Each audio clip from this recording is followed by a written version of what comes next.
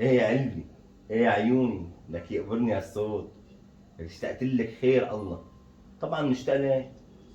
معلش بتعرف انت بالبيت ما بقدر احكي وهيك. بعدين كل يومين وراح اجي. ايه على طول بعد العيد راح اجي. طبعا. اهم شيء لما اجي لا تنسي بعد قميص الشيفون. قميص الشيفون يا لطيف بجنن. بجنن. طبعا. اشتقت لمين يا علاء؟ اسمع. تعال حكيك مرة ثانية. اشتقت لمين يا علاء؟ ايه شو؟ بتخني؟ لا برمضان؟